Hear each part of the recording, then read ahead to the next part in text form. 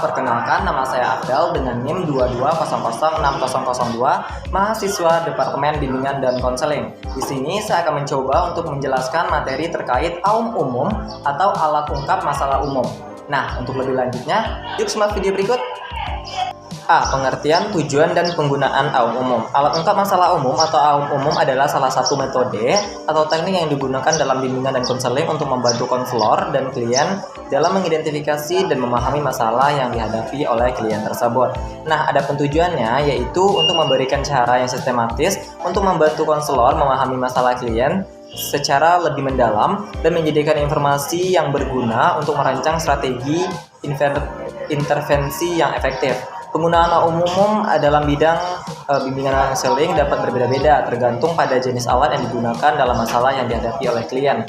Beberapa penggunaan aum umum yang meliputi yang pertama yaitu mengidentifikasi masalah klien. Aum umum dapat membantu konselor mengidentifikasi masalah yang mendasari perasaan, perilaku, dan juga pikiran klien. Yang kedua yaitu mendorong refleksi diri. Aum umum dapat membantu klien merenung tentang pengalaman hidup mereka dan membantu mereka menemukan pola-pola atau kesulitan yang perlu dipecahkan. Yang ketiga yaitu menjalin hubungan konseling yang baik. Nah, dengan menggunakan aum umum ini, konselor dapat memperkuat hubungan dengan klien dan membantu klien merasa lebih nyaman dalam berbicara tentang masalah yang dihadapinya. Dan yang keempat yaitu merancang strategi intervensi yang efektif. Dengan memahami masalah klien secara lebih mendalam, konselor dapat merancang strategi intervensi yang sesuai untuk membantu klien mengatasi masalah mereka.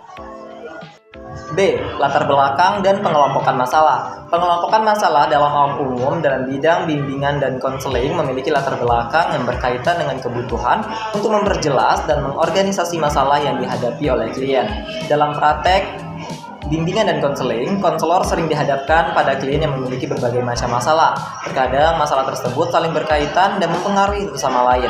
Oleh karena itu, pengelompokan masalah dalam aum umum membantu konselor untuk mengidentifikasi dan memahami hubungan antara masalah yang berbeda dan memungkinkan konselor untuk memilih dan dalam pendekatan yang tepat untuk memberikan bimbingan dan konselingnya.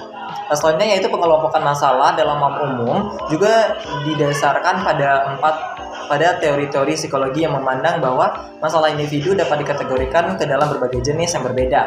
Misalnya, beberapa teori psikologi mengelompokkan masalah individu dalam kategori emosi, perilaku, interpersonal, dan lain sebagainya. Nah, dengan menggunakan pengelompokan masalah dalam aum umum, konselor dapat membantu kliennya ini untuk memahami masalah yang dihadapinya secara terperinci dan membantu klien merumuskan tujuan dan juga strategi untuk mengatasi masalah tersebut secara lebih efektif. C. Langkah-langkah pengadministrasian latihan penyelenggaraan aum umum. Berikut adalah langkah-langkah pengadministrasian alat ungkap masalah umum dalam bimbingan dan konseling. 1.